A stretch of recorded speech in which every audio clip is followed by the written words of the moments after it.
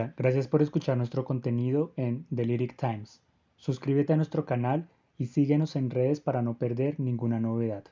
Los links están en la descripción. En este episodio hablaremos de una gran poeta.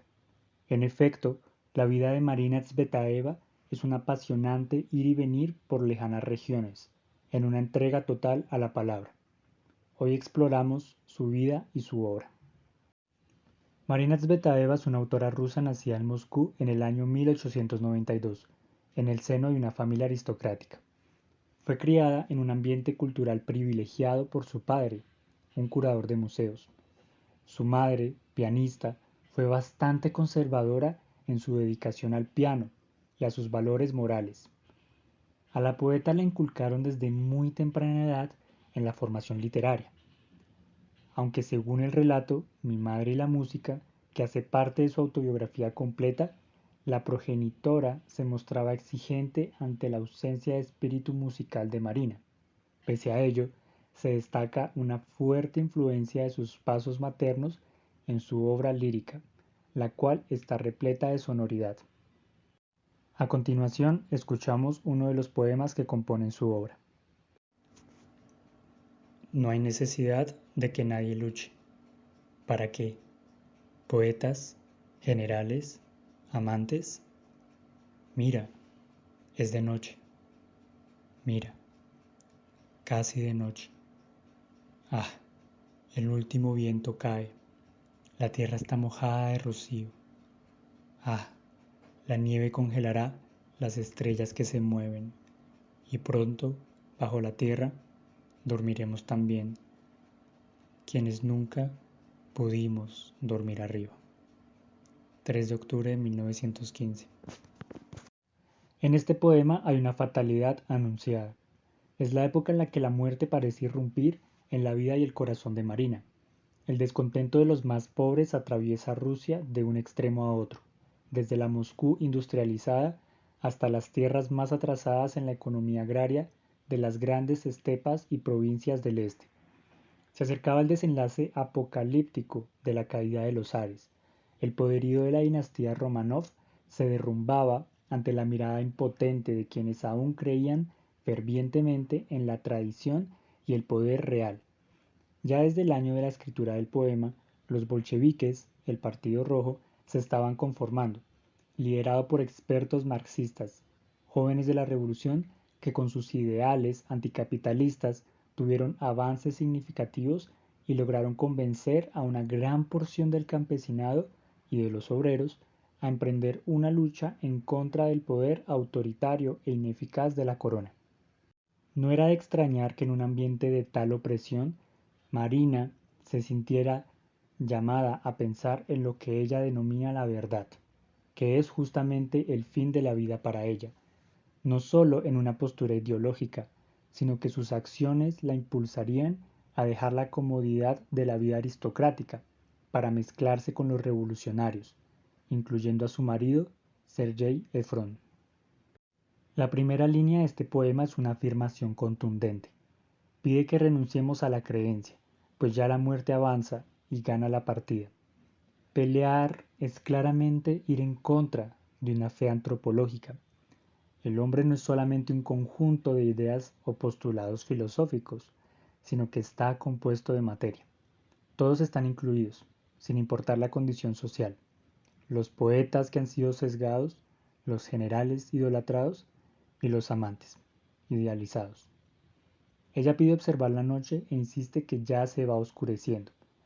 La puntuación del poema debe resaltarse, con sus constantes signos de exclamación, interrogantes, comas y doble puntos. Seguido a esto está la exclamación ¡Ah! Y el viento continúa su labor. La tierra se despierta a un nuevo día y para ella todo sigue igual. Es la vida de las personas la que ya no es la misma y es incierta. El universo aún sigue firme, pese a nuestra desaparición. Todos nos dirigimos hacia ese sueño bajo la tierra. Muchos rusos, y ella misma también lo haría, en algún momento. Este poema, escrito aún en su periodo de juventud, nos muestra a una Marina llena de tenacidad y orgullo, el cual nunca dejará a un lado. Cabe recordar que ella misma buscó los medios para hacer pública su primera obra, el libro de poemas Álbum Vespertino. Desde el inicio despertó la intriga de los críticos literarios. Seguido a esto está la exclamación «¡Ah!», y el viento continúa su labor, la tierra se despierta a un nuevo día, y para ella todo sigue igual. Es la vida de las personas la que ya no es la misma, y es incierta. El universo aún sigue firme, pese a nuestra desaparición. Todos nos dirigimos hacia ese sueño bajo la tierra. Muchos rusos, y ella misma también lo haría, en algún momento. Este poema, escrito aún en su periodo de juventud, nos muestra a una Marina llena de tenacidad y orgullo, el cual nunca dejará a un lado. Cabe recordar que ella misma buscó los medios para hacer pública su primera obra, el libro de poemas Álbum Vespertino. Desde el inicio despertó la intriga de los críticos literarios. La vida de Marina avanzaba y las comodidades estaban prestas a acabar. Ya desde muy temprano había sufrido la pérdida de su progenitora a causa de la enfermedad. El deterioro de su salud había obligado a la familia a trasladarse en repetidas ocasiones por el continente europeo. Encontraron un respiro en Suiza, Alemania y Francia. Se dice que en esos viajes Marina cultivó su formación en lenguas y desarrolló un gusto sin precedentes por sus grandes modelos, la tierra alemana y la figura de Napoleón. Su carácter, muy parecido al de él, la convertía en una joven audaz. Al acabar la escuela, decidió fugarse para estudiar letras en la Sorbonne. París era su sueño. De este periodo se rescata una serie de poemas que ilustran su amor y confianza por Napoleón. Al regresar a su patria, ya la revolución se estaba gestando, y pronto conocería a quien sería su esposo, un hombre al que siempre estaría atada, tanto para bien como para mal. De este periodo quisiéramos rescatar una lectura imprescindible, la de Octubre en Vagón. Este es un libro que Marina escribió en el afán del estallido de la revolución. Su primera hija había nacido y ya contaba con la vida de una segunda descendiente.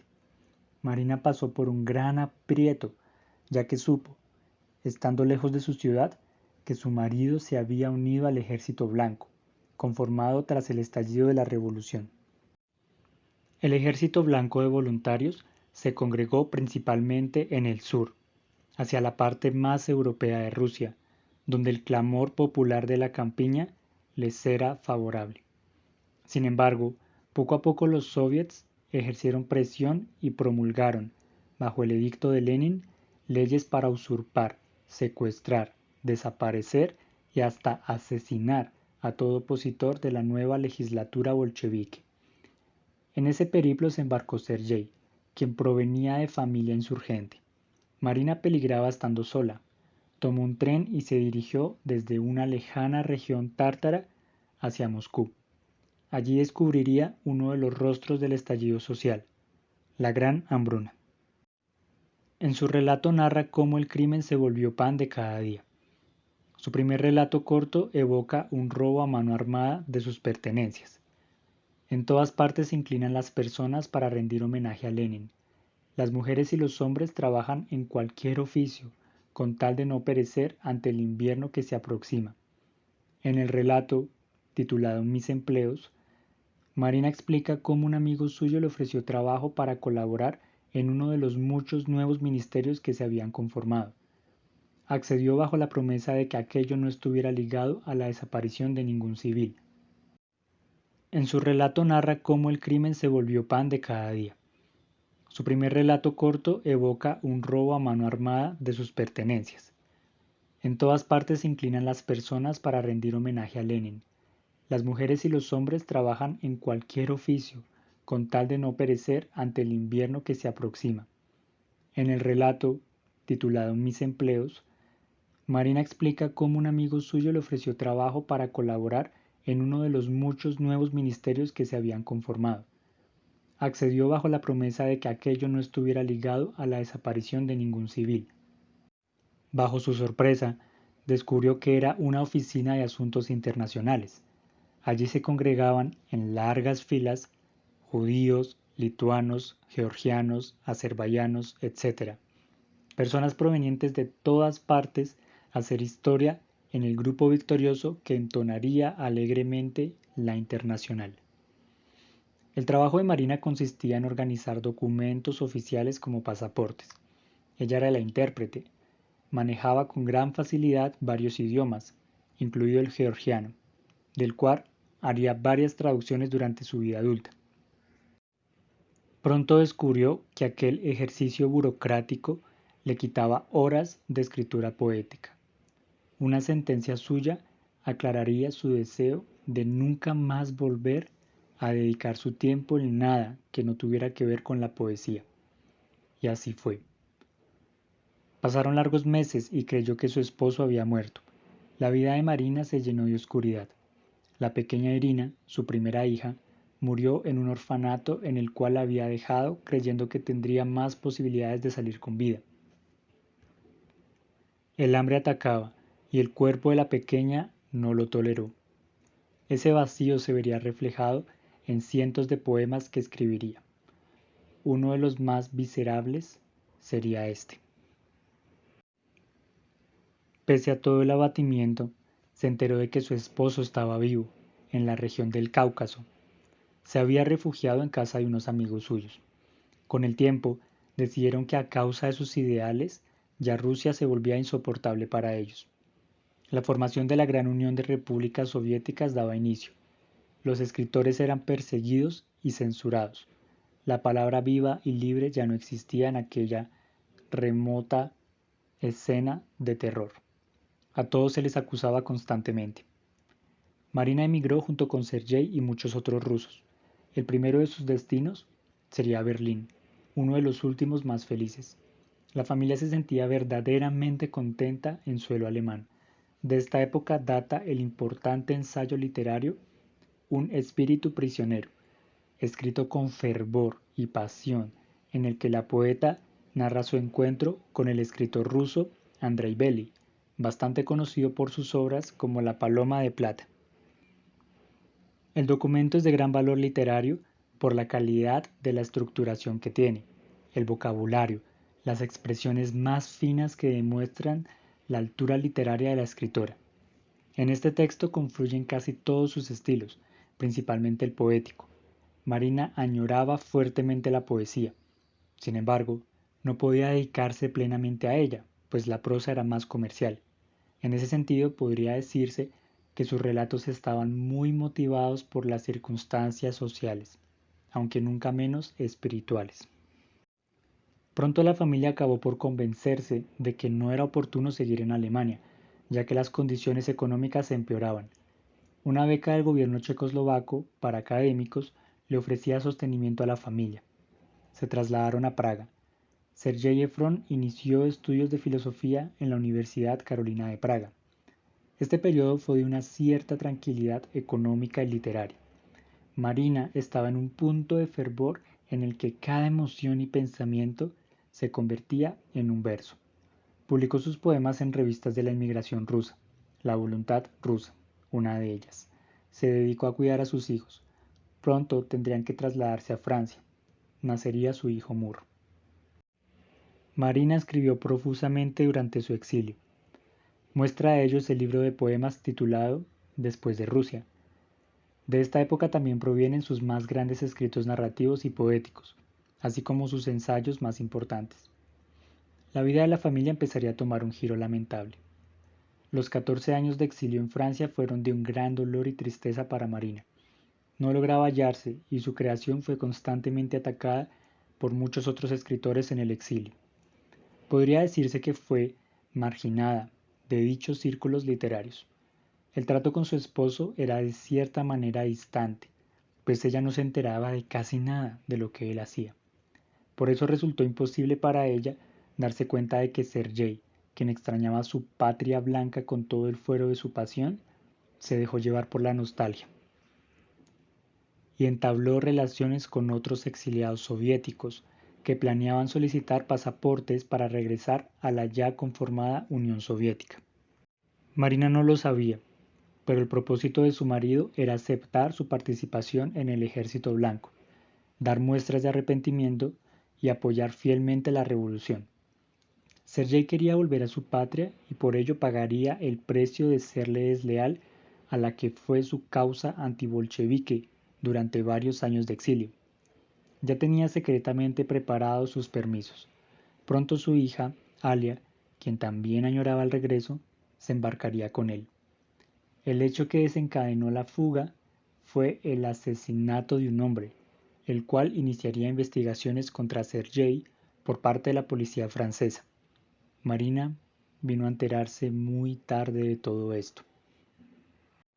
Ella permaneció otro tiempo con Moore en Francia, pero el vacío de su tierra, sumado a la falta que le hacía el esposo y la hija, más las constantes tribulaciones que vivía por el rechazo de los escritores y críticos, fue suficiente para que solicitaran los pasaportes y en el año 1939, tras 17 años de exilio, se subieran a un barco en la región de Normandía y regresaran. Lo que les esperaba no era mucho mejor. Su esposo, junto con su hija, habían sido arrestados por contraespionaje. En una carta que escribe Marina al oficial Beria, le explica todo acerca de su vida y la de su esposo, con el ánimo de disuadirlo de cualquier tipo de represalia que pudieran tomar las autoridades contra ellos. El periodo más oscuro de la vida de Marina iniciaba. Las asociaciones de escritores no le daban cabida, pues temían que, como su esposo, estuviera involucrada en actos contra los soviéticos. La estigmatización la obligó a aislarse. Pronto su esposo sería fusilado, aunque ella no lo sabría nunca, y su hija sería enviada a los Gulag durante años. El terror nazi invadía Europa. El Tratado de Paz Mutua, firmado entre Stalin y Hitler, fue violado por este último, y tras desplegar la invasión por Polonia, los nazis irrumpieron en Rusia, buscando atacar los fuertes mayores de Stalingrado. Debido a la invasión y la amenaza que pesaba sobre Moscú, Marina y su hijo fueron evacuados a una pequeña residencia en Yelabuga, en la inhóspita región de Tartaristán. Allí, las dificultades económicas y los rechazos del gremio de escritores seguirían. Marina, en su desesperación, pidió trabajo lavando platos. Cuando se le otorgó el puesto, ya era demasiado tarde. Estaba profundamente afectada por lo vivido, y el 31 de agosto de 1941, a sus 49 años de edad, decidió morir en la pequeña casita que tenía alquilada y pertenecía a unos campesinos de la región. El destino de su hijo sería muy corto, pues él moriría en la guerra. Marina murió, pero su obra seguirá viva y hasta el día de hoy es estudiada con elogios por parte de la crítica. Dedicó su vida a la palabra poética y por eso es que sus versos aún resuenan. Como diría uno de los más memorables que escribió: en el espasmo de la muerte también seré poeta. Esta grabación fue hecha por Sebastián Moreno para The Lyric Times. Gracias por escucharnos. Sigue atento a nuestro contenido en redes.